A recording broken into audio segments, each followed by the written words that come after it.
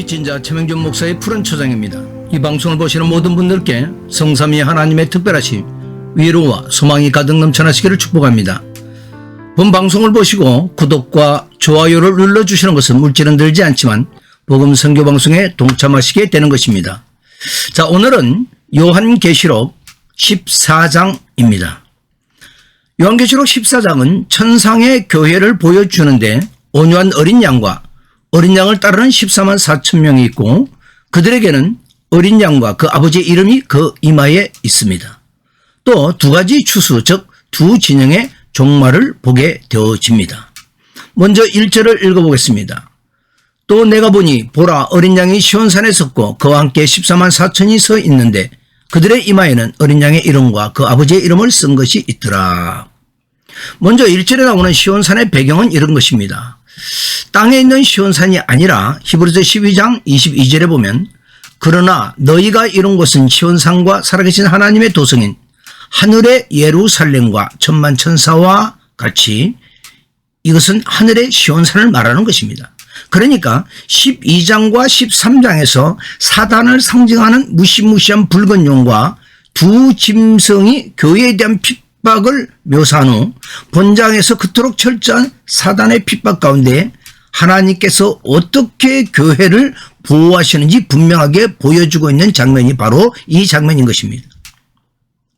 또 내가 보니라는 말은 두 짐승에 의해 박해를 당하고 있는 지상의 교회를 바라보던 요한은 눈을 들어 천상을 바라보자 13장과는 대조적인 밝고 찬란한 모습을 보게 되어집니다.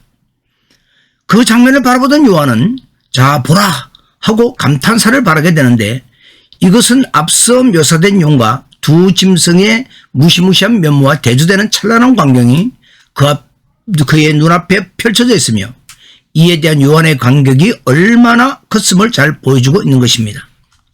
즉 바다 짐승, 땅의 짐승도 보아야 하지만 어린 양이 시온산, 즉 메시아의 자소이죠. 시온산에 서 있고 그와 함께 14만 4천이 서 있는 광경을 볼 수 있어야 한다라는 것입니다. 14만 4천 명이 서 있는 모습은 7장에 예언된 것이 14장에서 실현된 것으로 나타난 것입니다. 다시 말하면 바다와 땅의 짐승 대 어린 양과 짐승의 추종자 정절이 있는 14만 4천을 대조해서 보여주고 있는 것입니다. 그러니까 바다 땅의 짐승이 있고 어린 양이 있으면 또 짐승의 추종자가 있으면 정절이 있는 14만 4천 명이 있다는 말씀입니다. 이렇게 또다시 14만 4천을 보여주신 의도는 무엇일까요?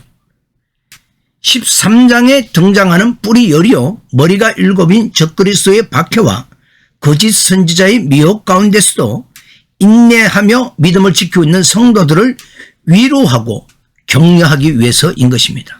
그렇습니다. 몸으로는 박해를 받고 혹 죽임을 당한다 해도 영은 일찍 죽임을 당한 어린 양과 함께 있음을 보여주고 있는 것입니다. 요한계시록은 이렇게 반복해서 지상의 불완전한 교회, 전투하는 교회, 핍박당하는 교회와 천상에 이미 승리한 교회요 완성된 교회를 보여줌으로 해서 이 땅에서 고난당하는 하나님의 백성들에게 용기와 힘을 주고 있는 것입니다. 그러므로 13장의 형편에 있는 성도들이 어린 양과 함께 시온산에 서 있는 14만 4천 명을 늘 바라봐야 할 장면인 것입니다. 그들의 이마에는 어린 양의 이름과 아버지의 이름을 쓴 것이 있더라는 것은 짐승의 표와 대조되는 어린 양과 그 아버지의 이름이 이마에 있고 짐승에게 경배하지 아니한 자는 죽임을 당하나 14장에서는 짐승에게 경배하고 그 이름을 표를 받은 자는 누구든지 밤낮 쉼을 얻지 못하리라 하는 대조와 반전을 보여주고 있는 것입니다. 그렇다면 어린 양과 아버지의 이름이 의미하는 바는 무엇입니까? 바다 짐승과 땅의 짐승의 박해 중에서도 믿음의 정절을 지킴으로 자신을 더럽히지 아니한 이긴 자임을 나타내는 마커입니다. 또한 신랑을 통하여 신부는 시아버지 집에 입적이 되는 것을 말합니다. 즉 아버지는 아들에게 재산을 맡김으로 신부는 공동 상속자가 됨을 의미합니다. 또 성경 속의 이름은 그 사람의 신분과 명예와 영광을 나타냅니다. 자, 이와 같은 의미로 요한복음 17장 12절에 보면 내가 저희와 함께 있을 때 내게 주신 아버지의 이름으로 저희를 보존하와 지켰나이다. 그 중에 하나도 멸망치 않고 오직 멸망의 자식뿐이 오니 이는 성경을 응하게 함이니이다 하고 말합니다. 또 계시록 3장 12절에도 보니까 이기는 자는 내 하나님의 성전의 기둥이 되게 하리니 그가 결코 다시 나가지 아니하리라. 내가 하나님의 이름과 하나님의 성 곧 하늘에서 내 하나님께로부터 내려오는 새 예루살렘의 이름과 나의 새 이름을 그 위에 기록하리라 라고 말씀하시고 있는 것입니다. 2절을 읽어보겠습니다. 내가 하늘에서 나는 소리를 들으니 많은 물소리와도 같고 큰 우레소리와도 같은데 내가 들은 소리는 검은고 타는 자들이 그 검은고를 타는 것 같더라. 현대인의 성경을 참조해보면 나는 또 폭포소리와 큰 천둥 같은 소리가 하늘에서 울려오는 것을 들었는데 그 소리는 검은고를 타는 소리처럼 들렸습니다 라고 번역하고 있습니다. 그러니까 이 말은 하늘에서 나는 소리가 어미롭고 장엄하기만 할 뿐 아니라 하모니를 갖춘 아름다운 찬양이었다라는 것입니다. 3절을 읽겠습니다. 그들이 보좌 앞과 내 생물과 장로들 앞에서 새 노래를 부르니 땅에서 속량을 받은 14만 4천 밖에는 능히 이 노래를 배울 자가 없더라. 새 노래는 무엇입니까? 새 언약에 의한, 새 언약은 또한 무엇입니까? 예수님의 살과 피로 맺은 언약입니다. 새 언약에 의한 구속의 노래로 어린 양 예수 그리스도의 대속으로 구원받은 사실을 찬양하는 14만 4천이 부르는 노래입니다. 이는 곧 새로운 창조에 대한 찬양을 말하는 것입니다. 4절을 읽겠습니다. 이 사람들은 여자와 더불어 더럽히지 아니하고 순결한 자라 어린 양이 어디로 인도하든지 따라가는 자며 사람 가운데서 속량함을 받아 처음 익은 열매로 하나님과 어린 양에게 속한 자들이니 여자와 더불어 더럽히지 아니하고라는 말은 바벨론 즉 당시 정부인 로마인 세상은 우상을 숭배하므로 행음하게 하고 종들로 우상의 제물을 먹게 하는데 그 가운데서 타락한 이 세상과 타협하지 아니하고 순결을 지킨 자들을 말합니다. 그러니까 신앙을 지킨 자들을 말하는 것입니다. 어디로 인도하든지라는 말은 순교의 현장을 암시하는 말로 어린 양에 대한 믿음을 저버리지 아니하고 그 길이 비록 순교를 당하는 길이어도 신앙을 지킨다는 말입니다. 처음 익은 열매라는 말은 세상 사람들 가운데서 택함받아 하나님께 바쳐진 거룩한 귀한 열매라는 의미가 되어집니다. 하나님과 어린 양에게 속한 자들이란 말은 14장 1절의 어린 양의 이름과 그 아버지의 이름을 쓴 것을 말하는 것으로 13장 16절과 17절의 상황 속에서 인내와 믿음을 지켜 이 표를 받지 않았음을 말합니다. 즉 이마에 이름이 있다는 것은 바다 짐승 또 땅의 짐승의 박해 중에서도 믿음의 정절을 지킴으로 자신을 더럽히지 아니한 이긴 자임을 나타내는 표시인 것이 되는 것입니다. 5절을 읽겠습니다. 그 입에 거짓말이 없고 흠이 없는 자들아. 거짓 선지자와 대조되는 관점으로 그들이 전가하는 말씀에는 거짓이라고는 흠만큼도 없다는 뜻입니다. 계시록 21장 27절에 보면 무엇이든지 속된 것이나 가정한 일 또는 거짓말하는 자는 결코 그리로 들어가지 못하되 오직 어린 양의 생명책에 기록된 자들만 들어가리라 말하는 바와 같이 거짓말하는 자들은 새 예루살렘 성에 들어가지 못하는 자들인데 요한복음 8장 44절에 보면 너희는 너희 아비 마귀에게서 났으니 너희 아비의 욕심대로 너희도 행하고자 하느니라. 그는 처음부터 살인한 자요 진리가 그 속에 없으므로 진리에 서지 못하고 거짓을 말할 때마다 제 것으로 말하니 이는 그가 거짓말장이요 거짓의 아비가 되었음이라 하고 말씀합니다. 그러니까 이것은 곧 진리를 부정하고 진리에 서지 못하고 거짓을 말하는 사탄의 하수인을 말하는 것입니다. 6절을 읽겠습니다. 또 보니 다른 천사가 공중에 날아가는데 땅에 거주하는 자들 곧 모든 민족과 종족과 방언과 백성에게 전할 영원한 복음을 가졌더라. 또 보니라는 말은 장면이 바뀐다는 것을 말하는 것이죠. 천사가 공중에 날아가는 데는 천사의 활동이 6번 등장하는데 이 땅에 거하는 자들에게 복음을 전합니다.